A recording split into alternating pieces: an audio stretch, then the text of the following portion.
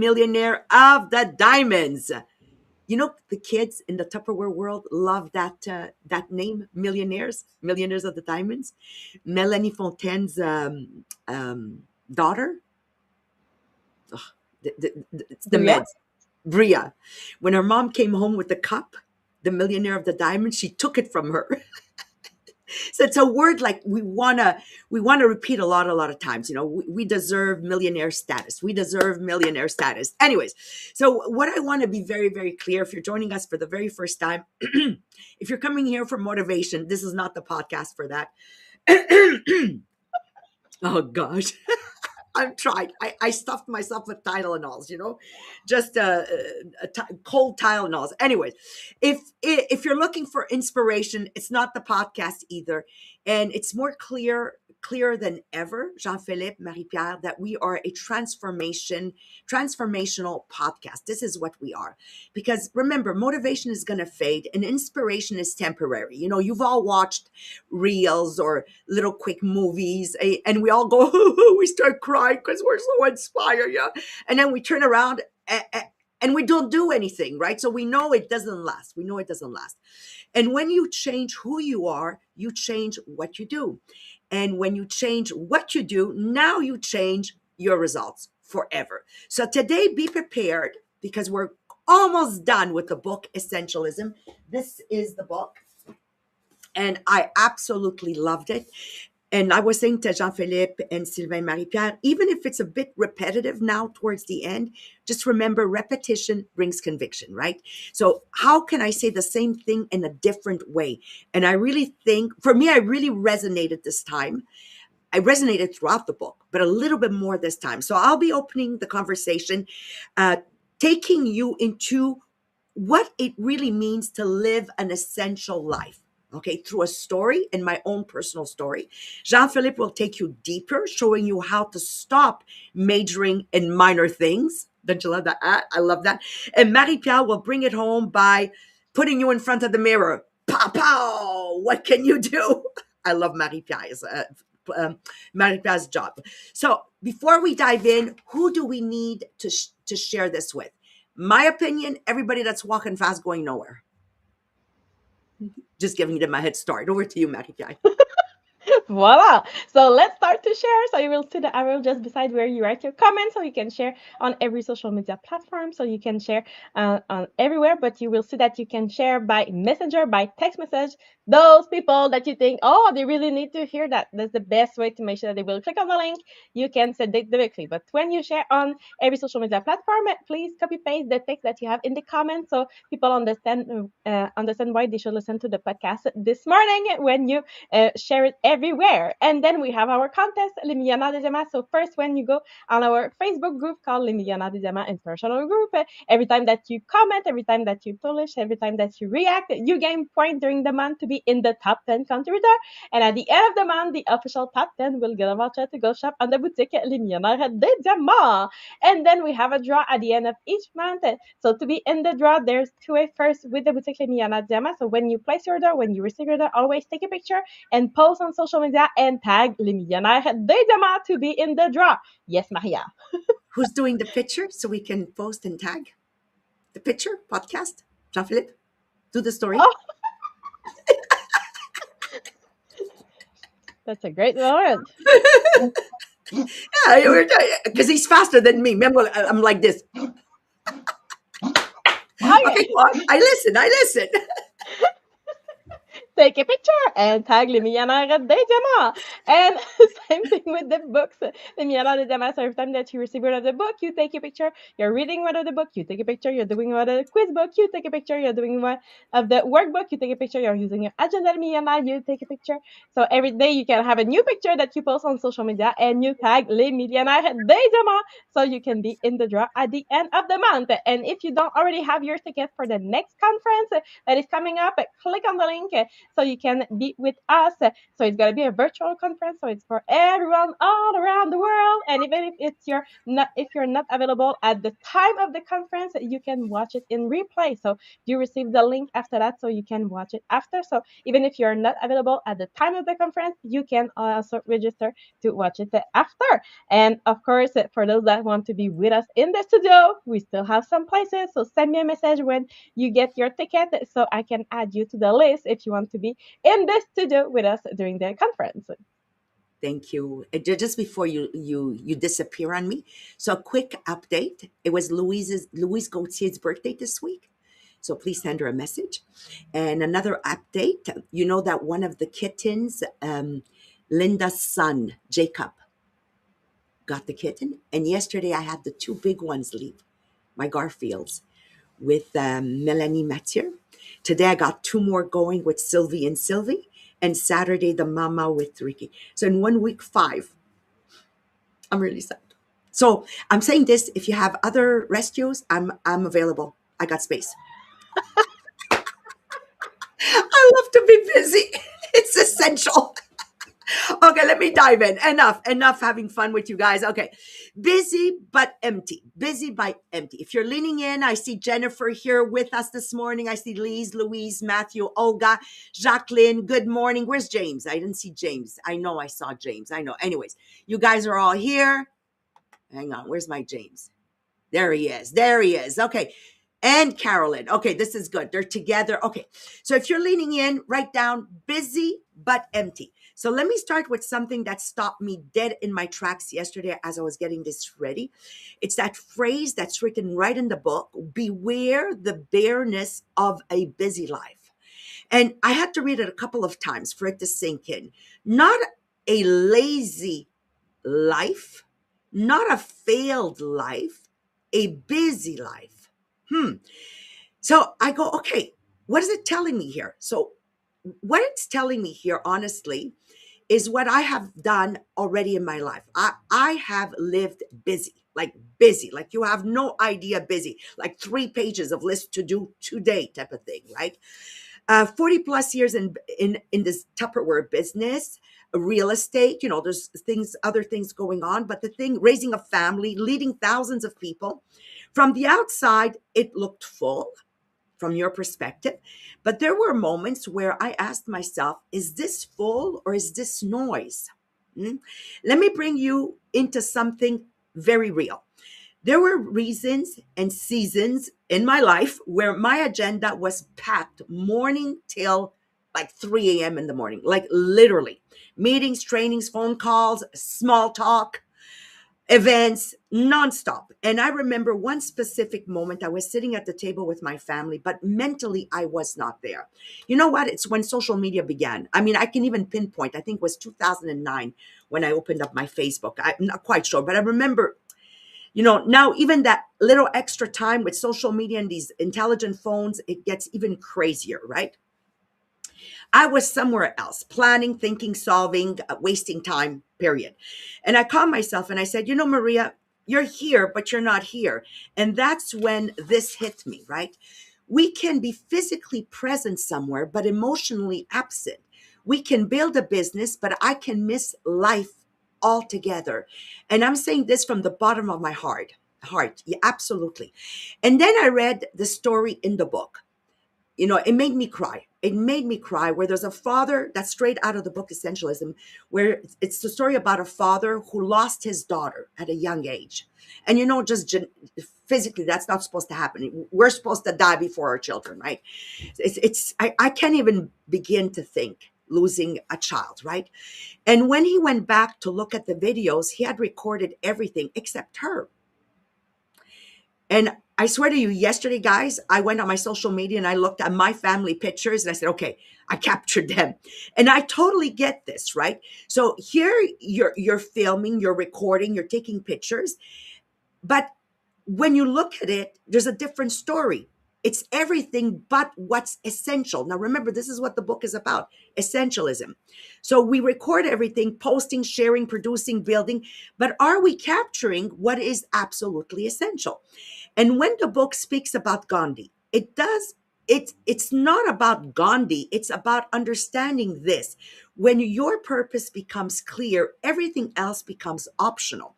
Let me tell you what I've learned in 43 years. Success is not built by doing more. I can truly tell you this because I've never done so little and never have been as successful. So the less we do, the more successful we are. Now you must not misunderstand this, that I'm doing this. No, no.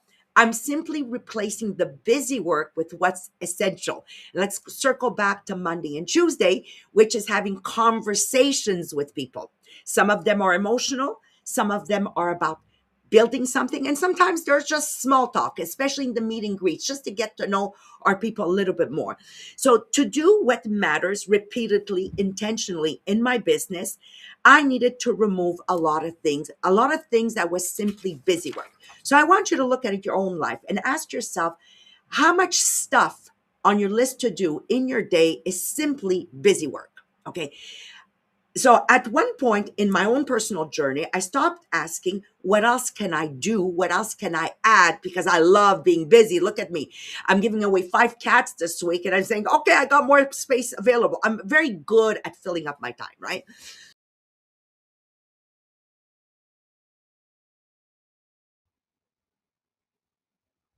Oopsie. That's so funny because I cannot be on the screen because she's on solo mode, but she's not there. That's so funny. Okay, let's try to bring her back. Coming, it's coming, it's coming. It's coming.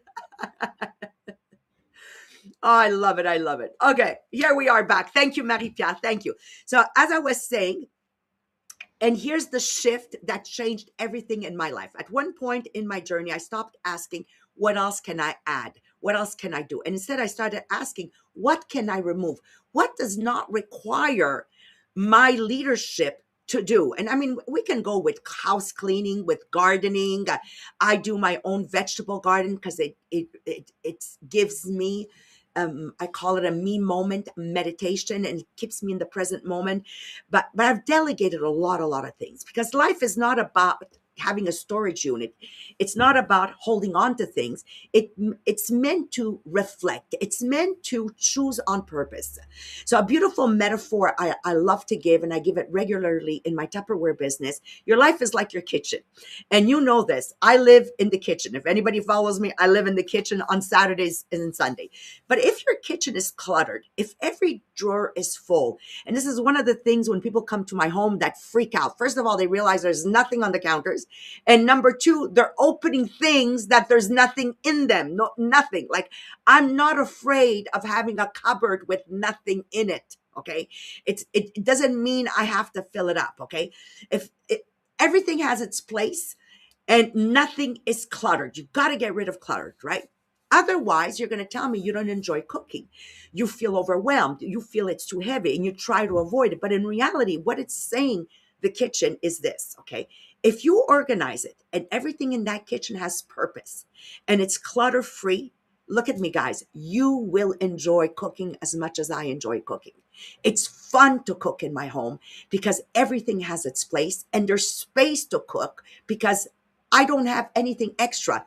Now, if you have one, it's okay. But Marie-Pierre remembers when I went and buy an air fryer and I took it out of the box. It was a double air fryer, right? And I find it a place on the counter. The next day I brought it back. Not because I don't want the air fryer. It's just that all of a sudden I was suffocating. This air fryer on my counter, on top of it, it was black, like going, no, no, no, no. Simple things like that. That one extra item. That one no, no, no, no. So, well, funny story is I figured out that my oven that I bought has an air fryer, but it's irrelevant. Before I found that out, I just returned the air fryer because essentialism is less but better. That's what it's about. Okay. So now where we're going to go is with Jean Philippe. So we can more be clear on being on purpose living essentially with our family, being on purpose, living essentially for our business, being on purpose to do what's essential for our health, for our peace, and for all the people we interact with. Okay, so continue taking notes. Over to you, Jean Philippe. Yes. Thank you, Maria. Because the author already asked like a very important question, like in that chapter. Is essentialism something you do occasionally, or is it something you are? Because if you think it's the first case, what it becomes one more thing to add on an already overstuffed life and schedule that you have. Okay. So you say, oh, I'm decluttering my closet one weekend, and you send one invitation, you say no to something, and you feel, oh, wow, I'm living the essentialism life. Okay. But no, okay. We need to move to what we call become a way of life. Essentialism is something, it's a simpler way of doing everything in your life. And when you understand that this shift can happen, this is where you will understand, okay, about what is that major and minor things in your life. So there is the non-essentialist and there is the essentialist way of life. And everybody has the two.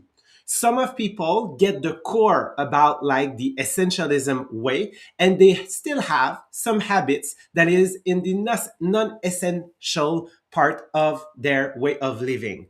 But some other people, their core is non-essentialism. So we need to understand that yes, at first this will be action that I do to change my major to become more essentialism. And in the long run, what will happen is you will start, okay, living your fully life in the essentialism. And what we need to understand is that this pursuit of essential, okay, is not something new. Okay, it's something that was there the entire history of humanity. And we can look at religion like Buddha. Buddha lived his life as a prince to seek, okay, a more, let's say, a life that is decluttered. Okay, Moses, okay, abandoned his life as a prince in Egypt to become a shepherd in the desert. Okay, where he discovered his mission. Jesus was a carpenter, okay, that he actually left all of his material possession. Okay, so when we look at all of those example, they have been living, okay, a way of life of essentialism. And today we can look at some people that are more close to us, some example that are closer to us, like Steve Jobs. Okay, Steve Jobs has a way. If you look at him, he was always wearing like a black t-shirt and some jeans, and he was actually really reducing his way of life just to be sure that he focused on the right while he was developing Apple. So why it is important to understand this is because essentialism is not a technique. Okay, it's not a productivity tool that you pull out when you overwhelm. It's really an existential stance. Okay, it's a wisdom that humanity has rediscovered over the year and that we want to bring back just to be sure that we focus on the right thing. Because what is happening in our way of life is what we call the paradox of success. It's something that we've covered at the very beginning when we started in that book. So what is happening is that you focus on one thing, you become the best, you create success, you have like a mission, a purpose. And what is happening is that, oh my God, you succeed, you become the best of the best. And now suddenly, because you have created that way of life, obviously there's new opportunities, new project, and new demand that will appear to you. And you maybe tell yourself, this is great, I've succeeded, so now I can do both. But what is happening is by doing that, okay, you will only like dig like very small, okay, in the progress of what you already want in life. Okay, so we really want to focus on what you are the best at and stay in that lane, because this is where you can create real and great success and wealth in life, instead of trying to focus on many things, because you have one success that will actually will make you dig just a little bit deeper and not feel that way of life and being overwhelmed at some point. point. So really what will happen for you is that by creating that life, by really focusing on what are your priority, okay, what will happen is that when everybody say yes, you will probably say no. When others are doing things and feel busy, you will have the chance to.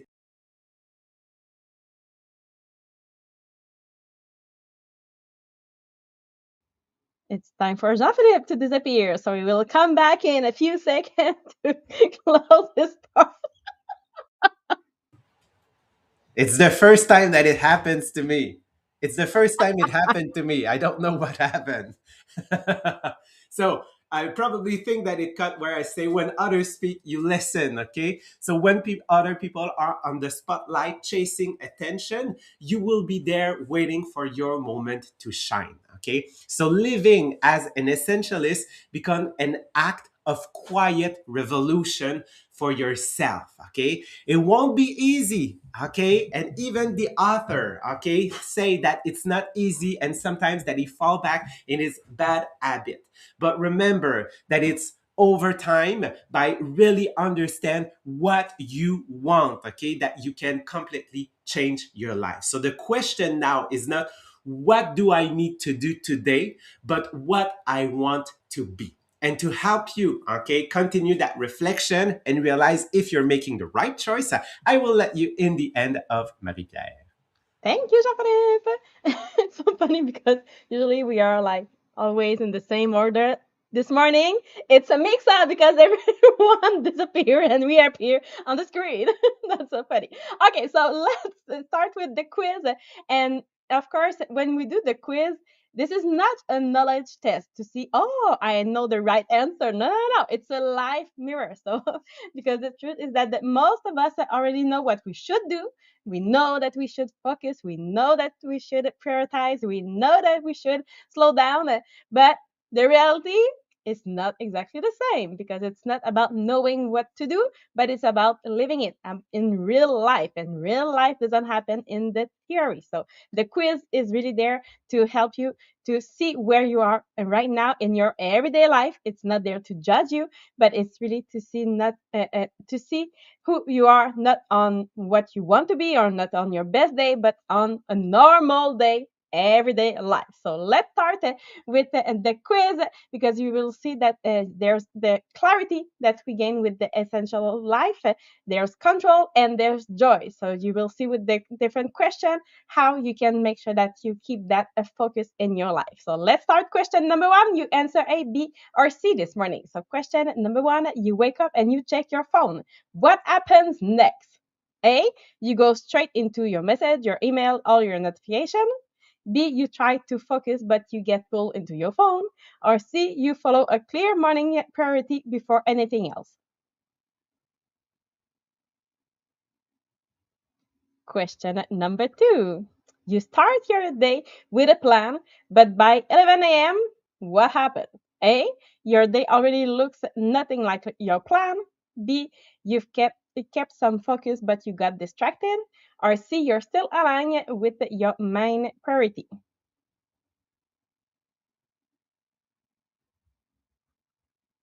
Question number three.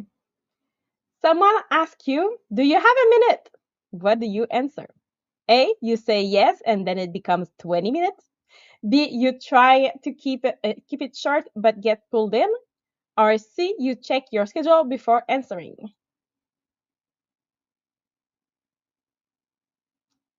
Question number four. You receive multiple messages when you are working and you are really focused. So what happened? A, you answer as they come in.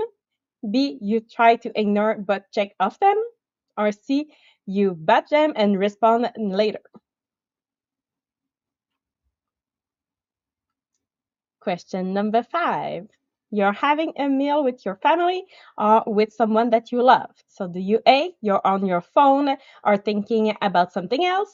B, you are present but distracted at times? Or C, you are fully there, engaged? And question number six. You're driving or you're walking somewhere. So do you A, you're rushing, thinking ahead? B, you're half present?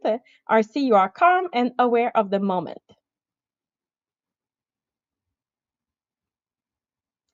So did you get mostly A's, mostly B's, or mostly C's? So if you have it mostly A, you are living in the reaction mode. So you're not lacking effort, but you're lacking that intentional filter. So what this means is that your clarity is blurred. Everything feels urgent and your control is external. Other people dictate your time and your joy will be low because you're always catching up to something. So you're living in constant motion, but without a direction. Don't worry, I will give you a few tips if you are there. If you have mostly B's, now you are becoming aware. So you are waking up with a new way of living. So what that means is that you see what matters. You don't always protect it, but now you see what matters. You try to take control, but you still react at time, but you try to take control back, and you will experience that joy because you're starting to see it, how you can focus on what is important, but it's still inconsistent. So you're in that transition between the busy and intentional in your life. So perfect, you're on the right path. And if you have mostly C's, you are living the essential life. So you are designing your life, not reacting to it. So that you have that clarity that is sharp, you know what matters, your control is strong, you choose your time, and your joy is present because you live aligned. So you're not doing less, but you are doing what matters most. So how we can improve with simple, real action. Number one, when something comes in, ask, is this essential or just something that is interesting?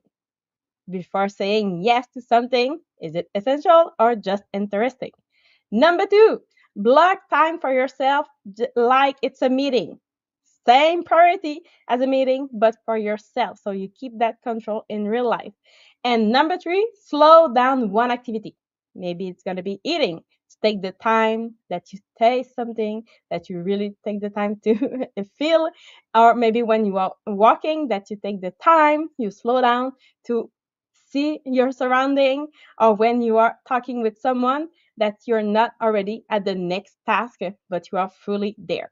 So your life is not built by big moments, but it's built in all those small everyday decisions. So what you will say yes to, what you say no to, and where you will put your attention. So that is the main thing that we learn with the essentialism, essentialism, essentialism.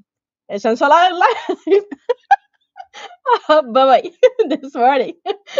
That's funny morning. So that what is we really learn in that book, and that we need to put our focus on what is really important, what matters most to us, and not just to focus to do the most, but to do what is really important. So on that, I wish you a beautiful day. We'll see you tomorrow morning with the next part. I'm trying to bring back Maria at the same time. Woohoo! So she's gonna be there for the close.